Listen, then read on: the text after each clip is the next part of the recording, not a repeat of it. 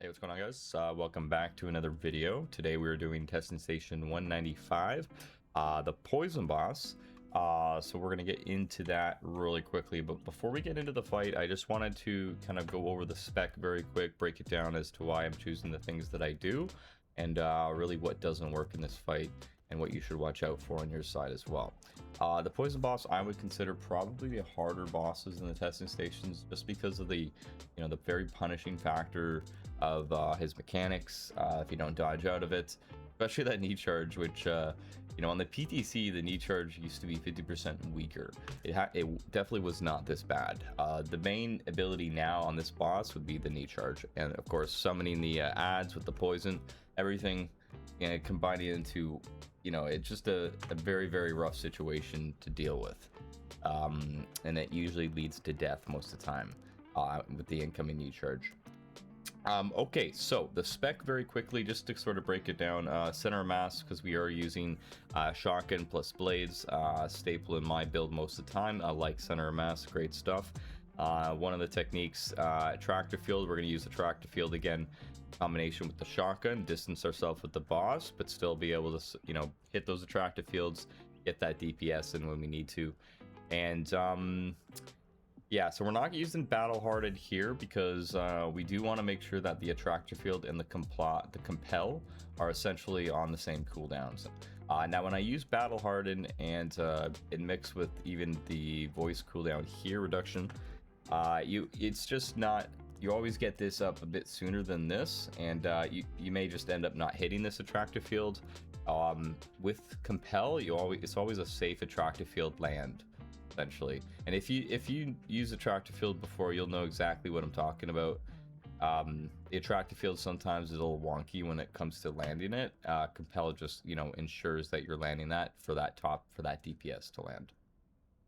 Okay, so compel, of course, and manipulate instability. Manipulate instability, we are using shotgun, and in combination with the knee charge, we can either get the ad or the boss into a stagger position where we can then activate our instability or go for some slow blades. So knee charge again is another ability I love for many reasons, and just because of how strong our helix pick is, and I'll show you that in a second.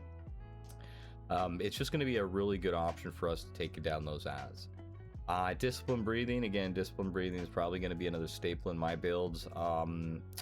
I look at this as somewhat like a DPS buff in a way, because everything needs stamina at the end of the day to activate. It all costs stamina, and you don't have a lot of time to regain your stamina, so even the little amounts that you can regain throughout the fight, it's just going to help you either stay alive, activate these abilities, and just keep your DPS up on the boss. And then the passes are pretty normal. You're getting the most stamina possible. Prescient Strike, now Prescient Strike is a very good ability if you are trying to one-shot ads, for example. Some of you may already know this, but Prescient Strike in combination with the knee charge, it's a very good high damage combo. So you essentially activate the knee charge. The knee charge is going to activate your Prescient Strike, but you have to give it about a second for that buff to show up.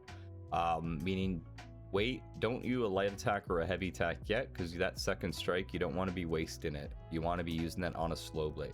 Buff shows up at the bottom right, you go in for the slow blade. If your helix pick is strong enough, it's a one-shot kill. However, in higher difficulties, they have more health, and it may be more safer for you to compel the boss and then kill the ad with 2 slow blades, opposed to trying to do a Prescient Strike attack. And I'll show you that during the boss fight exactly, just because he does have that knee charge, and you want to make sure that you are surviving or either line of sighting the boss when you're killing the ad. Long blade damage, okay, great. Not sure if solid stance is going to help you here. Again, solid stance does reduce poise damage. Knee charge does come with poise damage. However, you're really just needing to avoid those knee charges altogether. You should not be hit by the knee charges. Scattergun damage, of course, this is our gun killer. This is how we're killing the boss, and the long blade damage is how we're killing the ads.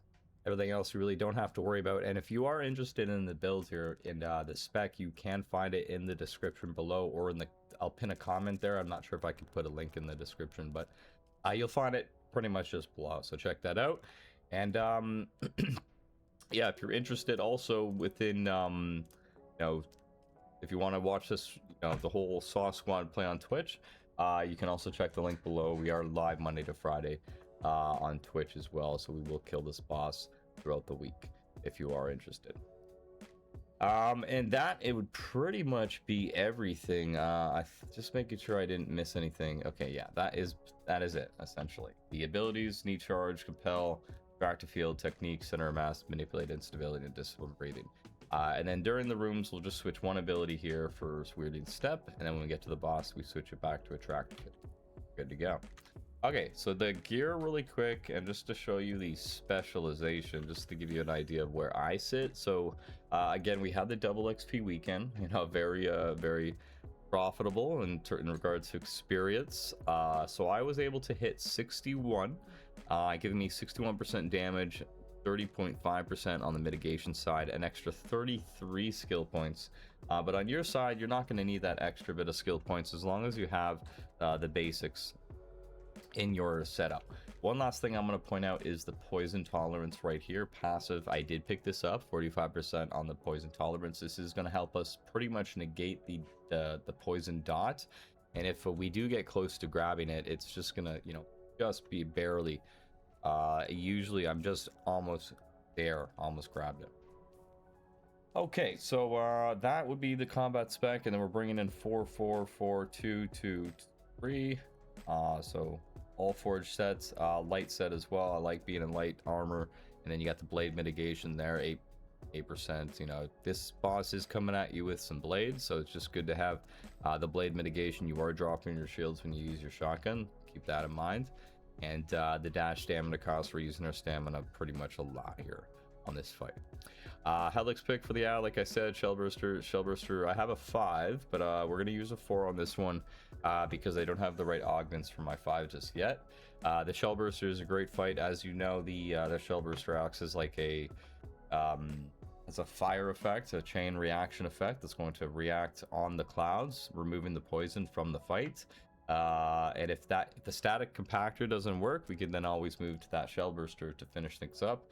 And these are literally the only 3 things we need in this fight to kill it successfully.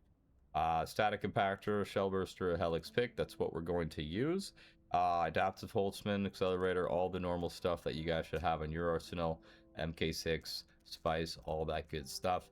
Experimental toxin absorption pills, of course. Pop one of these in the radiation fight. You may need to pop 2. In this fight, you should only need to pop 1, and you should be fine. You should still have it after the fight. Okay, that's it. I will join you in the boss fight. All right, hey guys, welcome back. So we just got here to the poison boss. We're about to go tackle him on difficulty 20. I'm gonna give you a quick idea of the weapons that I'm bringing in here. So Helix 5, graded 5 Helix, top end damage at about 700. We got 2 grade 5 augments inside it, I think giving it about a 80% extra damage boost on that. And then the Shellburster grade 4, 11, 13 on the damage there. I can increase this, but we just don't have the Regis components right now. It should be fine for this fight, and everything else is looking okay. I do want to upgrade my armor eventually. We're just limited on our Regis components, so don't worry too much about your augments there. But yeah, augments in the weapon, absolutely. All right, so start this fight off. Pop your pills, of course. Pop your spice, but I'm gonna pop my spice at the 75% mark. I want to make sure that I have that spice for the last 25%. That last 25% is really the harder part of the fight, I would say. So start the fight off. Again, use this pillar on the right as your advantage. That boss is coming in. You just heard him use that knee charge. And that knee charge is going to be one of those abilities you really want to avoid at all costs. I want to make sure I have the right ability. Make sure you're ready to go. So you're going to see here this pillar. This pillar here is going to be your best friend in the entire fight. It is essentially going to act as your line of sight to the boss, and you're going to want to make sure you're always sort of using it to your advantage, especially when you're killing that ad. It's going to make things somewhat a lot easier. As you can see, it just, he just goes right into it. One thing you want to make sure is when he's ready to do that knee charge, you see how I just did mine? You can kind of judge when he's about to do it. But one thing you have to watch out for is when he's ready, he has that cooldown, and you literally just pop yourself out just for a second, and it just gives him enough time to get it off. Sometimes I just wait it out, and until he's done his side. Our knee charge is also going to let us open up some possibilities when we're waiting on other CDs to start him into a stagger position and into maybe a dot as we're waiting. And you can see he's getting ready for that knee charge. But you know, these bosses, this one acts very, very weird, definitely. Now I'm just keeping myself, giving myself just a bit of a distance with the boss because he does have those other abilities that he's going to use on me, like that right there. So I always want to make sure I'm just somewhat away from him and I'm not, you know, getting affected by any of those green things. Here comes that knee charge. We're gonna go ahead, get that safe attractive build, and we're gonna start pushing that phase. And I like this modification on this this ammo capacity because I'm able to get a full shot clip off within the whole attractor field cooldown on the boss. So again, pop our spice. We're going to make sure that we kill this guy hopefully as soon as possible. The boss is coming in. We want to make sure again that knee charge is coming in as well, so we want to respect it. And we're going to get that compel off. And we're going to deal with this boss, this ad. This is how I like to do it. We can't wait for the prescient strike, but really that I want to make sure that boss is CC'd. He could have got a knee charge off there when he was coming back. Luckily he didn't, but we really should line ourselves with this pillar in the middle. And I'll show you that on the next kill here. And you see he was getting ready. I could always feel it. And that's the issue with attractive field. Alright, but we can get a quick one of our own knee charges. You can play at that game. Sometimes you can get this compel off to a quick side dodge just in case. And as long as you're hitting that blue, yeah, as long as you're hitting that blue cone. Now sometimes he can knee charge himself into a glitch. Like he's going to use his gun a lot of times. He's not going to then come at you with his blade, which is a bit of an issue because if you're shooting at him, you know, you just don't want to be shot while your shields are down. It is not a situation. Coming in with that knee charge, so I'm going to come in with mine, make things a bit easier. Now we do want to pick our DPS to some degree, just because we want to make sure we have our spice for that last 25%.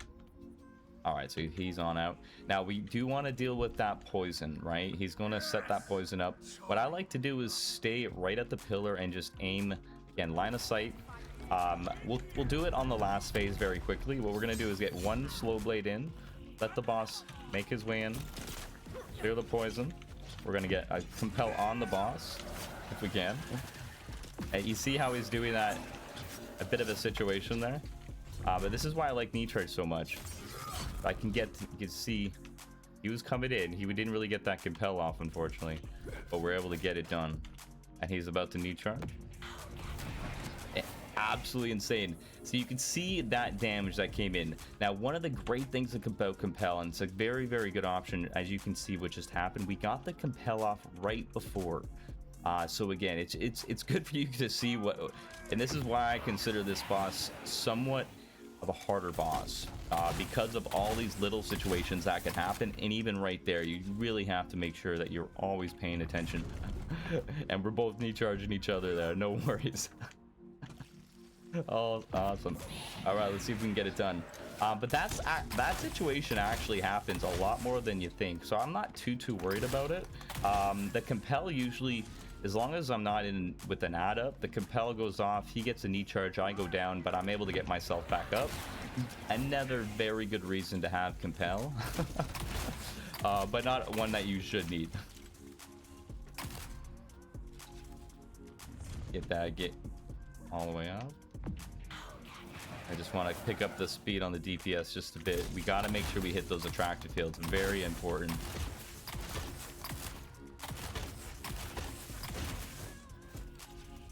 And we can almost get ready for another one. Now we know that knee charge is coming in here in just a second. Perfect. I like getting those compels off right on that last little bit, just for safety. All right, we're about to push the phase. Now this next phase is one you don't want to stay in whatsoever. It is a bit tricky for sure.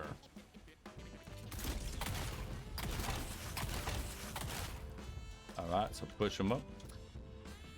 So we're gonna want to probably again deal with the ad. We're gonna deal with the poison. The poison might come in a bit earlier here, so I think we might be able to deal with it. Again, stay line of sight. Use that compactor immediately. Get that knee charge. Get to the slow blade. Boss is coming in. We could almost get 2 slow blades. We can. Absolutely unreal. He's coming in with that knee charge. We are comboing him, and we are all good. I'm liking it, and we are losing that spice. We want to try to keep our CDs here and just keep that damage on that boss as much as possible. We do have some, again, what we can do with the shell burst, which is really nice, is you just saw it, is just destroy all the poison around us, which is great. Ooh, a little spicy on that one. Let's get that off, get a bit of stamina, get that back, and let's get that attract field on that boss. And let's just keep him DPS. Now again, we want to keep that DPS nice and hot. We don't want to waste too much time. Here comes in with that knee charge. Gotta respect it. Now stamina is an issue. We're gonna make sure we get that compel off perfect, just so we can just wait it out. Now again, he is going to be spawning his ads again. We don't want to be waiting too long for that to happen. That knee charge is going to be coming back in. Knee charge right back to you, buddy. And I was able to actually dodge. You saw I was able to dodge it perfect. So we're going to start a stagger here. Not too worried about it. And we're going to go right back into a compel when that dot finishes.